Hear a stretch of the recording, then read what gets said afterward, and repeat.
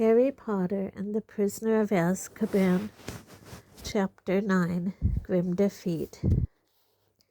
Professor Dumbledore sent all the Gryffindors back to the Great Hall, where they were joined 10 minutes later by the students from Hufflepuff, Ravenclaw, and Slytherin, who all looked extremely confused. "The teachers and I need to conduct a thorough search of the castle," Professor Dumbledore told them as Professors McGonagall and Flitwick closed all the doors into the hall. "I'm afraid that, for your own safety, you will have to spend the night here. I want the prefects to stand guard over the entrances to the hall, and I am leaving the head boy and girl in charge. Any disturbance should be reported to me immediately," he added to Percy, who was looking immensely proud and important. "Send word with one of the ghosts." Professor Dumbledore paused, about to leave the hall, and said, "Oh, yes, you'll be needing—" One casual wave of his wand, and the long tables flew to the edges of the hall and stood themselves against the walls. Another wave, and the floor was covered with hundreds of squashy purple sleeping bags. "Sleep well," said Professor Dumbledore, closing the door behind him. The hall immediately began to buzz excitedly. The Gryffindors were telling the rest of the school what had just happened. "Everyone into their sleeping bags," shouted Percy. "Come on now, no more talking. Lights out in 10 minutes. "Come on," Ron said to Harry and Hermione. They seized 3 sleeping bags and dragged them into a corner. "Do you think Black's still in the castle?" Hermione whispered anxiously. "Dumbledore obviously thinks he might be," said Ron. "It's very lucky he picked tonight, you know," said Hermione as they climbed fully dressed into their sleeping bags and propped themselves on their elbows to talk. "The one night we weren't in the tower." "I reckon he's lost track of time being on the run," said Ron. "Didn't realize it was Halloween. Otherwise he'd have come bursting in here." Hermione shuddered. All around them people were asking each other the same question. How did he get in? "Maybe he knows how to apparate," said a Ravenclaw a few feet away. "Just appear out of thin air, you know." "Disguised himself, probably," said a Hufflepuff fifth year. "He could have flown in," suggested Dean Thomas. "Honestly, am I the only person who's ever bothered to read Hogwarts a history?" said Hermione crossly to Harry and Ron. "Probably," said Ron. "Why?" "Because the castle's protected by more than walls, you know," said Hermione. "There are all sorts of enchantments on it to stop people entering by stealth. You can't just apparate in here. And I'd like to see the disguise that could fool those Dementors.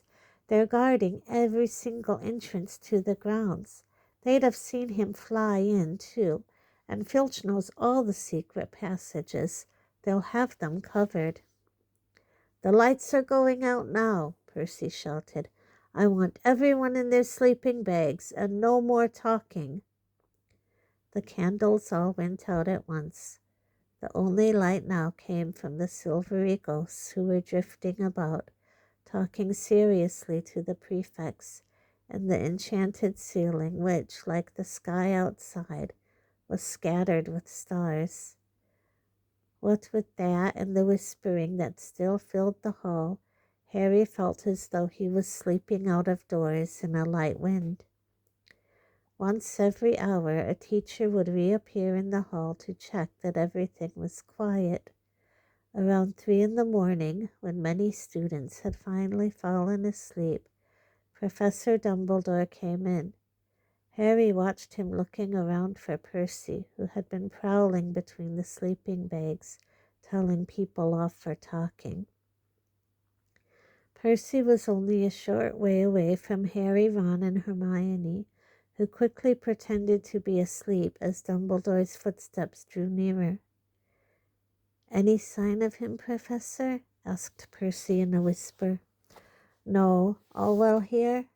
Everything under control, sir. Good. There's no point moving them all now. I found a temporary guardian for the Gryffindor portrait hole. You'll be able to move them back in tomorrow. And the fat lady, sir? Hiding in a map of Argyllshire on the second floor.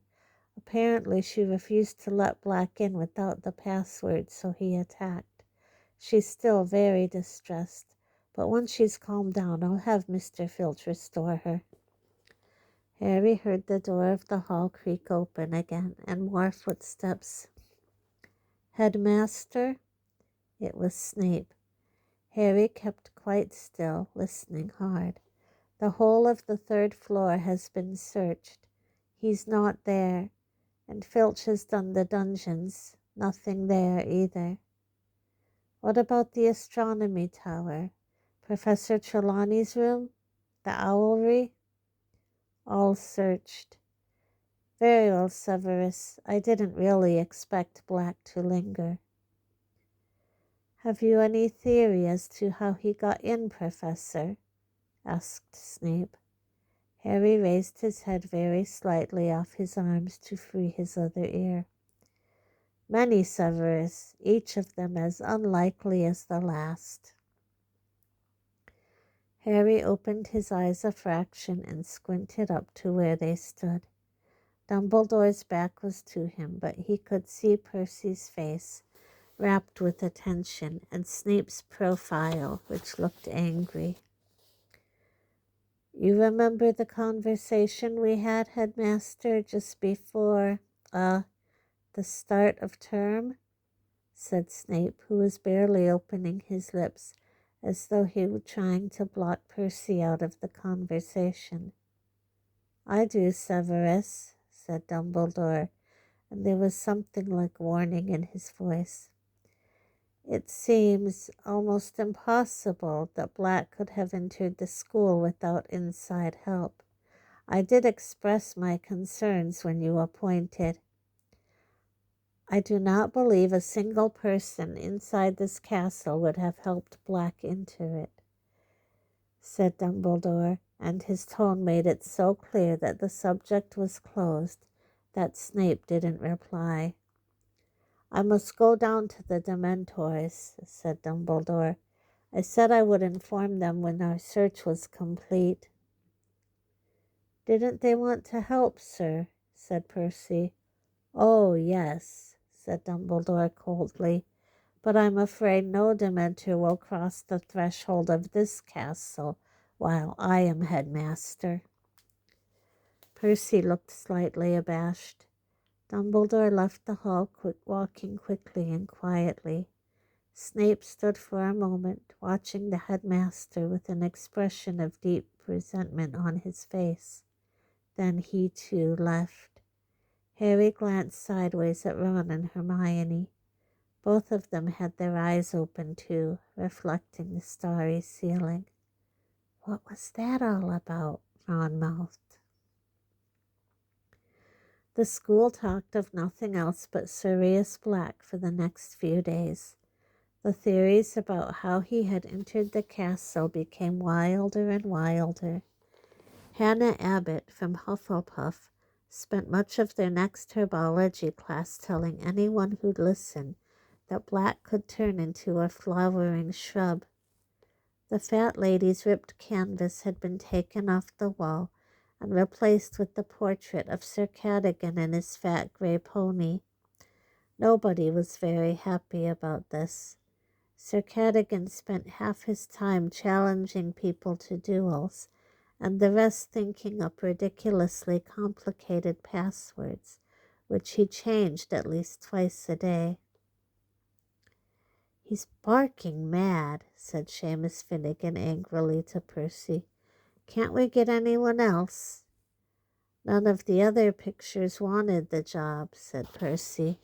Frightened of what happened to the fat lady, Sir Cadogan was the only one brave enough to volunteer. Sir Cadogan, however, was the least of Harry's worries. He was now being closely watched. Teachers found excuses to walk along corridors with him and Percy Weasley, acting, Harry suspected, on his mother's orders, was tailing him everywhere like an extremely pompous guard dog. To cap it all, Professor McGonagall summoned Harry into her office. With such a somber expression on her face, Harry thought someone must have died.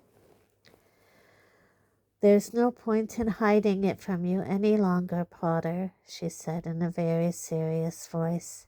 "I know this will come as a shock to you, but Sirius Black—" "I know he's after me," said Harry wearily. "I heard Ron's dad telling his mom. Mr. Weasley works for the Ministry of Magic." Professor McGonagall seemed very taken aback. She stared at Harry for a moment or two, then said, "I see. Well, in that case, Potter, you'll understand why I don't think it's a good idea for you to be practicing Quidditch in the evenings. Out on the pitch with only your team members, it's very exposed, Potter." "We've got our first match on Saturday," said Harry, outraged. "I've got to train, Professor." Professor McGonagall considered him intently. Harry knew she was deeply interested in the Gryffindor team's prospects.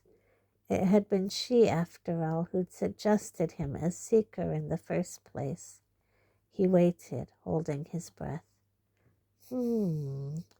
Professor McGonagall stood up and stared out of the window at the Quidditch pitch, just visible through the rain. "Well, goodness knows, I'd like to see us win the cup at last. But all the same, Potter, I'd be happier if a teacher were present. I'll ask Madam Hooch to oversee your training sessions." The weather worsened steadily as the first Quidditch match drew nearer. Undaunted, the Gryffindor team were training harder than ever under the eye of Madam Hooch. Then, at their final training session before Saturday's match, Oliver Wood gave his team some unwelcome news. "We're not playing Slytherin," he told them, looking very angry. "Flint's just been to see me. We're playing Hufflepuff instead." "Why?" chorused the rest of the team. "Flint's excuse is that their seeker's arm is still injured," said Wood, grinding his teeth furiously. "But it's obvious why they're doing it. Don't want to play in this weather. Think it'll damage their chances." There had been strong winds and heavy rain all day, and as Wood spoke, they heard a distant rumble of thunder. "There's nothing wrong with Malfoy's arm," said Harry furiously. "He's faking it." "I know that, but we can't prove it," said Wood bitterly. "And we've been practicing all those moves assuming we're playing Slytherin, and instead it's Hufflepuff, and their style's quite different. They've got a new captain and seeker, Cedric Diggory." Angelina, Alicia, and Katie suddenly giggled. "What?" said Wood, frowning at the slight-hearted behavior.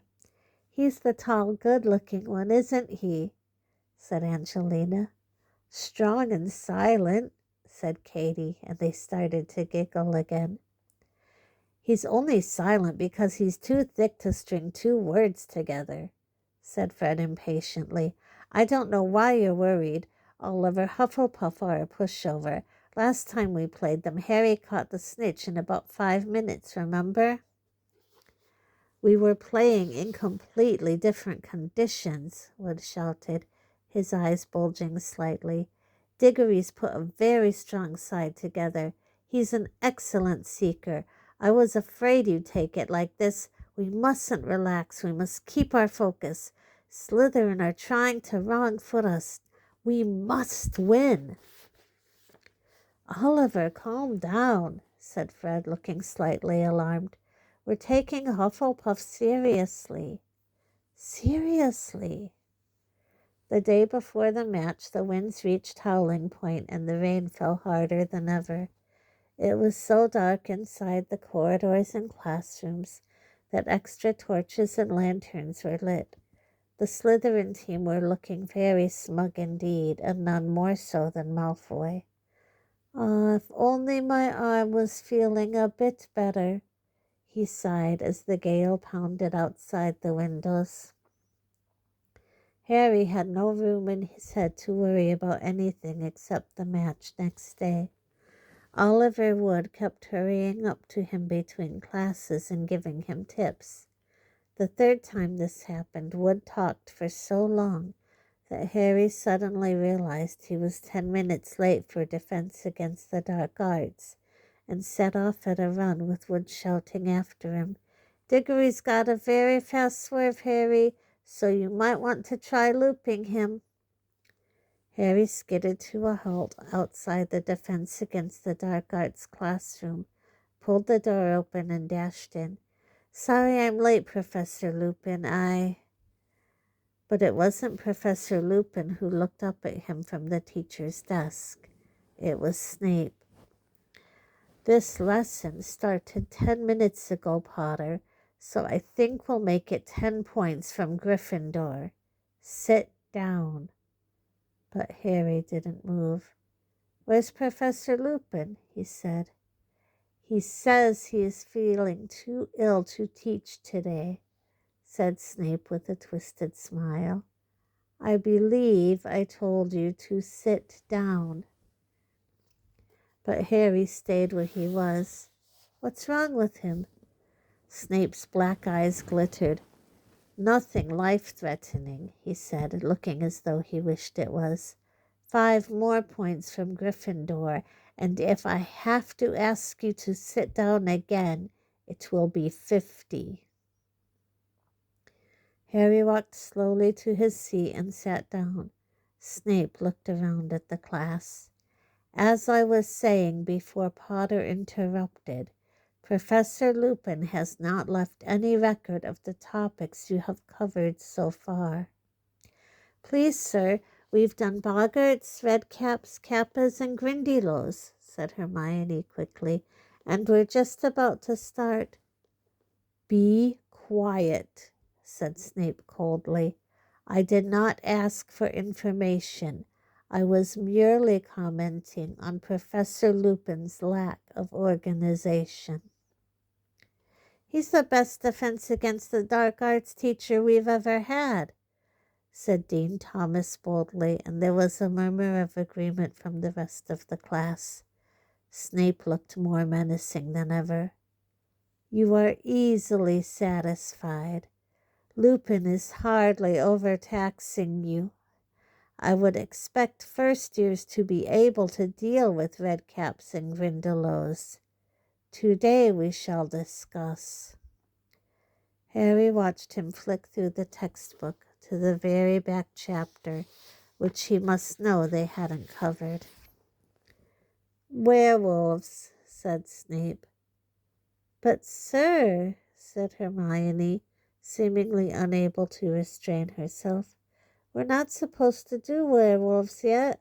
We're due to start hinky-punks."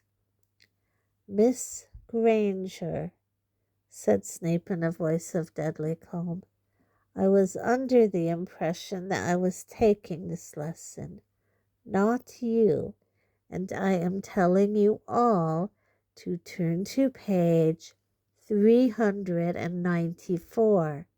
He glanced around again. "All of you." With many bitter and sidelong looks and some sullen muttering, the class opened their books. "Which of you can tell me how we distinguish between the werewolf and the true wolf?" said Snape.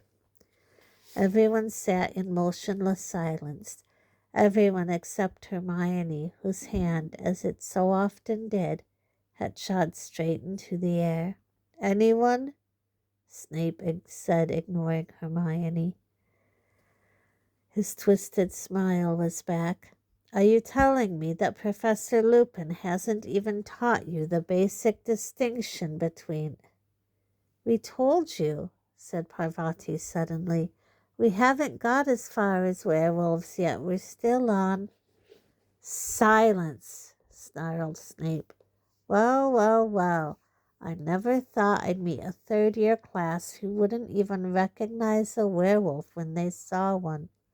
I shall make a point of informing Professor Dumbledore how very behind you all are." "Please, sir," said Hermione, whose hand was still in the air, "the werewolf differs from the true wolf in several small ways. The snout of the werewolf—" "That is the second time you have spoken out of turn, Miss Granger," said Snape coolly. "5 more points from Gryffindor for being an insufferable know-it-all." Hermione went very red, put down her hand, and stared at the floor with her eyes full of tears. It was a mark of how much the class loathed Snape that they were all glaring at him, because every one of them had called Hermione a know-it-all at least once, and Ron, who told Hermione she was a know-it-all at least twice a week, said loudly, "You asked us a question and she knows the answer. Why ask if you don't want to be told?" The class knew instantly he'd gone too far. Snape advanced on Ron slowly, and the room held its breath. "Detention, Weasley," Snape said silkily, his face very close to Ron's. "And if I ever hear you criticize the way I teach a class again, you will be very sorry indeed." No one made a sound throughout the rest of the lesson. They sat and made notes on werewolves from the textbook, while Snape prowled up and down the rows of desks, examining the work they had been doing with Professor Lupin. "Very poorly explained. That is incorrect. The kappa is commonly found in Mongolia. Professor Lupin gave this 8 out of 10. I wouldn't have given it 3. When the bell rang at last, Snape held them back. "You will each write an essay to be handed in to me on the ways you recognize and kill werewolves. I want 2 rolls of parchment on the subject, and I want them by Monday morning. It is time somebody took this class in hand. Weasley, stay behind. We need to arrange your detention." Harry and Hermione left the room with the rest of the class, who waited until they were well out of earshot, then burst into a furious tirade about Snape. "Snape's never been like this with any of our other Defense Against the Dark Arts teachers, even if he did want the job," Harry said to Hermione. "Why's he got it in for Lupin? Do you think this is all because of the boggart?" "I don't know," said Hermione pensively, "but I really hope Professor Lupin gets better soon." Ron caught up with them 5 minutes later in a towering rage. "Do you know what that—" He called Snape something that made Hermione say, "Ron, is making me do? I've got to scrub out the bedpans of the hospital wing. Without magic." He was breathing deeply, his fists clenched. "Why couldn't Black have hidden in Snape's office, eh? He could have finished him off for us." Harry woke extremely early next morning, so early that it was still dark. For a moment he thought the roaring of the wind had woken him. Then he felt a cold breeze on the back of his neck and sat bolt upright. Peeves the poltergeist had been floating next to him, blowing hard in his ear. "What did you do that for?" said Harry furiously. Peeves puffed out his cheeks, blew hard, and zoomed backwards out of the room, cackling. Harry fumbled for his alarm clock and looked at it. It was 4:30. Cursing Peeves, he rolled over and tried to get back to sleep, but it was very difficult now he was awake to ignore the sounds of the thunder rumbling overhead, the pounding of the wind against the castle walls, and the distant creaking of the trees in the forbidden forest. In a few hours he would be out on the Quidditch pitch, battling through that gale. Finally, he gave up any thought of more sleep, got up, dressed, picked up his Nimbus 2000, and walked quietly out of the dormitory. As Harry opened the door, something brushed against his leg. He bent down just in time to grab Crookshanks by the end of his bushy tail and drag him outside. "You know, I reckon Ron was right about you," Harry told Crookshanks suspiciously. "There are plenty of mice around this place. Go and chase them. Go on," he added, nudging Crookshanks down the spiral staircase with his foot. "Leave Scabbers alone." The noise of the storm was even louder in the common room. Harry knew better than to think the match would be cancelled. Quidditch matches weren't called off for trifles such as thunderstorms. Nevertheless, he was starting to feel very apprehensive. Wood had pointed out Cedric Diggory to him in the corridor. Diggory was a fifth year and a lot bigger than Harry. Seekers were usually light and speedy, but Diggory's weight would be an advantage in this weather because he was less likely to be blown off course. Harry whiled away the hours until dawn in front of the fire, getting up every now and then to stop Crookshanks sneaking up the boys' staircase again. At long last, Harry thought it must be time for breakfast, so he headed through the portrait hole alone. "Stand and fight, you mangy cur!" yelled Sir Cadogan. "Oh, shut up," Harry yawned. He revived a bit over a large bowl of porridge, and by the time he'd started on toast, the rest of the team had turned up. "It's going to be a tough one," said Wood, who wasn't eating anything.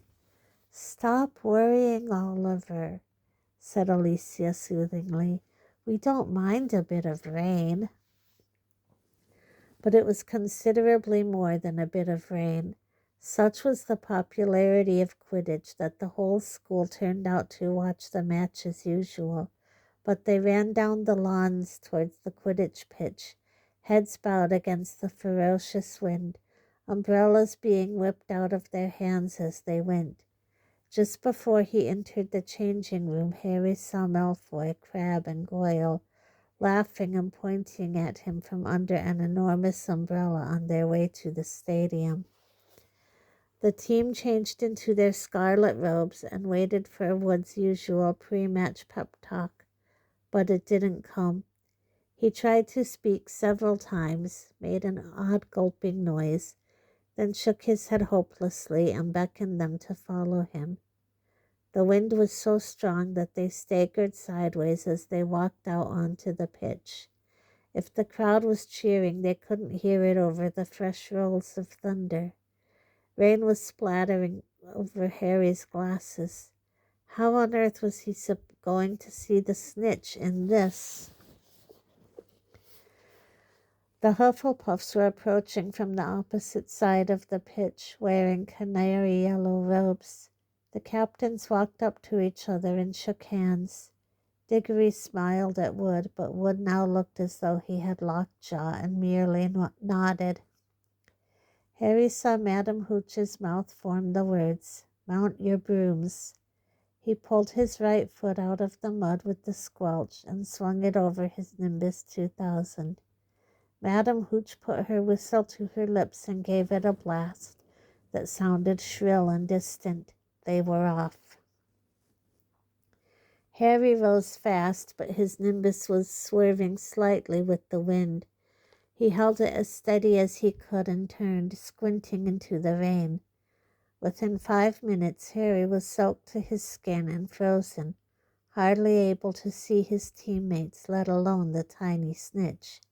He flew backwards and forwards across the pitch, past blurred red and yellow shapes, with no idea of what was happening in the rest of the game. He couldn't hear the commentary over the wind. The crowd was hidden beneath a sea of cloaks and battered umbrellas.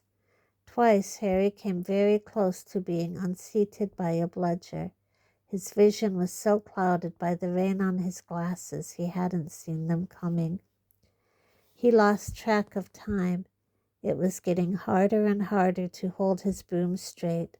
The sky was getting darker, as though night had decided to come early. Twice Harry nearly hit another player, without knowing whether it was a teammate or opponent. Everyone was now so wet and the rain so thick he could hardly tell them apart. With the first flash of lightning came the sound of Madam Hooch's whistle. Harry could just see the outline of Wood through the thick rain, gesturing him to the ground. The whole team splashed down into the mud. "I called for time out," Wood roared at his team. "Come on, under here." They huddled at the edge of the pitch under a large umbrella. Harry took off his glasses and wiped them hurriedly on his robes. "What's the score?" "We're 50 points up," said Wood, "but unless we get the snitch soon, we'll be playing into the night."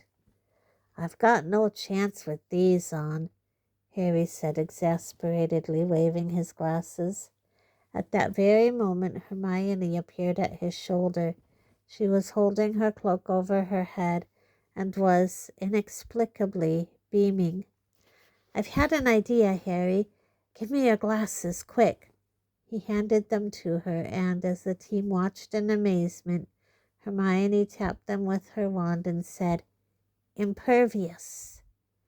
"There," she said, handing them back to Harry. "They'll repel water." Wood looked as though he could have kissed her. "Brilliant," he called hoarsely after her as she disappeared into the crowd. "Okay, team, let's go for it." Hermione's spell had done the trick. Harry was still numb with cold, still wetter than he had ever been in his life, but he could see. Full of fresh determination, he urged his broom through the turbulent air, staring in every direction for the snitch, avoiding a bludger, ducking beneath Diggory, who was streaking in the opposite direction. There was another clap of thunder, followed immediately by forked lightning. This was getting more and more dangerous. Harry needed to get the snitch quickly. He turned, intending to head back towards the middle of the pitch, but at that moment another flash of lightning illuminated the stands, and Harry saw something that distracted him completely. The silhouette of an enormous, shaggy black dog, clearly imprinted against the sky, motionless in the topmost empty row of seats. Harry's numb hand slipped on the broom handle and his nimbus dropped a few feet. Shaking his sodden fringe out of his eyes, he squinted back into the stands. The dog had vanished. "Harry!" came Wood's anguished yell from the Gryffindor goalposts. "Harry, behind you!" Harry looked wildly around. Cedric Diggory was pelting up the pitch, and a tiny speck of gold was shimmering in the rain-filled air between them. With a jolt of panic, Harry threw himself flat to the broom handle and zoomed towards the snitch. "Come on," he growled at his nimbus as the rain whipped his face. "Faster!" But something odd was happening.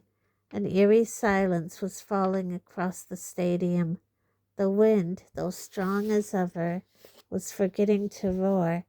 It was as though someone had turned off the sound, as though Harry had suddenly gone deaf. What was going on?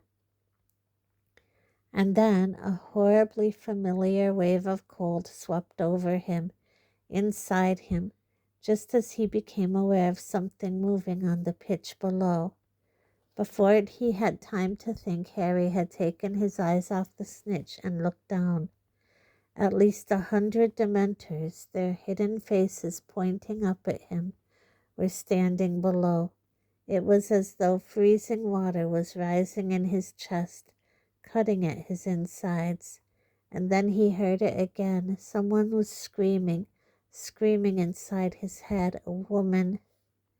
"Not Harry! Not Harry! Please, not Harry!" "Stand aside, you silly girl. Stand aside now." "Not Harry, please, no. Take me. Kill me instead." Numbing, whirling, swirling white mist was filling Harry's brain. What was he doing? Why was he flying? He needed to help her. She was going to die. She was going to be murdered. He was falling through the icy mist. Not Harry, please, have mercy, have mercy. A shrill voice was laughing. The woman was screaming, and Harry knew no more. Lucky the ground was so soft. I thought he was dead for sure.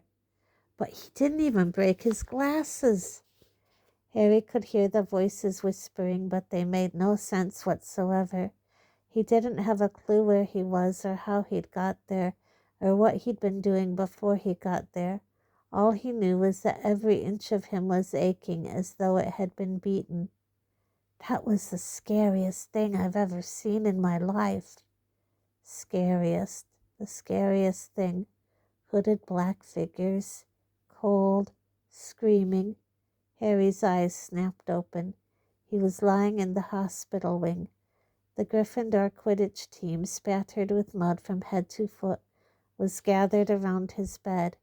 Ron and Hermione were also there, looking as though they'd just climbed out of a swimming pool. Harry, said Fred, who looked extremely white underneath the mud. How are you feeling?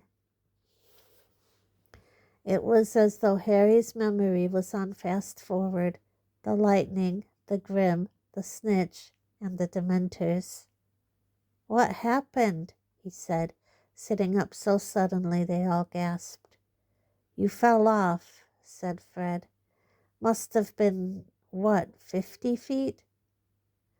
We thought you died, said Alicia, who was shaking.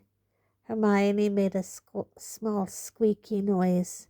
Her eyes were extremely bloodshot. But the match, said Harry. What happened? Are we having a replay? No one said anything. The horrible truth sank into Harry like a stone. We didn't lose. Diggory got the snitch, said George, just after you fell. He didn't realize what had happened. When he looked back and saw you on the ground, he tried to call it off. Wanted a rematch, but they won fair and square. Even Wood admits it. Where is Wood? Said Harry, suddenly realizing he wasn't there. Still in the showers, said Fred. We think he's trying to drown himself. Harry put his face to his knees, his hands gripping his hair. Fred grabbed his shoulder and shook it roughly. Come on, Harry, you've never missed the snitch before. There had to be one time you didn't get it, said George. It's not over yet, said Fred. We lost by 100 points, right? So if Hufflepuff lose to Ravenclaw and we beat Ravenclaw and Slytherin, Hufflepuff will have to lose by at least 200 points, said George. But if they beat Ravenclaw, no way, Ravenclaw are too good. But if Slytherin lose against Hufflepuff, it all depends on the points, a margin of either 100 either way. Harry lay there, not saying a word. They had lost. For the first time ever, he had lost a Quidditch match. After 10 minutes or so, Madame Pomfrey came over to tell the team to leave him in peace. We'll come and see you later, Fred told him. Don't beat yourself up, Harry. You're still the best seeker we ever had. The team trooped out, trailing mud behind them. Madame Pomfrey shut the door behind them, looking disapproving. Ron and Hermione moved nearer to Harry's bed. Dumbledore was really angry, Hermione said in a quaking voice. I've never seen him like that before. He ran onto the pitch as you fell, waved his wand, and you sort of slowed down before you hit the ground. Then he whirled his wand at the Dementors, shot silver stuff at them. They left the stadium straight away. He was furious they'd come into the grounds. We heard him. Then he magicked you onto a stretcher, said Ron, and walked up to the school with you floating on it. Everyone thought you were. His voice faded away, but Harry hardly noticed. He was thinking about what the Dementors had done to him, about the screaming voice. He looked up and saw Ron and Hermione looking at him so anxiously that he quickly cast around for something matter-of-fact to say. "Did someone get my nimbus?" Ron and Hermione looked quickly at each other. What?" said Harry, looking from one to the other. "Well, when you fell off, it got blown away," said Hermione hesitantly. And it hit, oh, Harry, it hit the Whomping Willow." Harry's insides lurched. The Whomping Willow was a very violent tree which stood alone in the middle of the grounds. "And," he said, dreading the answer. "Well, you know the Whomping Willow," said Ron. It doesn't like being hit. "Professor Flitwick brought it back just before you came round," said Hermione in a very small voice. Slowly she reached down for a bag at her feet, turned it upside down, and tipped a dozen bits of splintered wood and twig onto the bed, the only remains of Harry's faithful, finally beaten broomstick.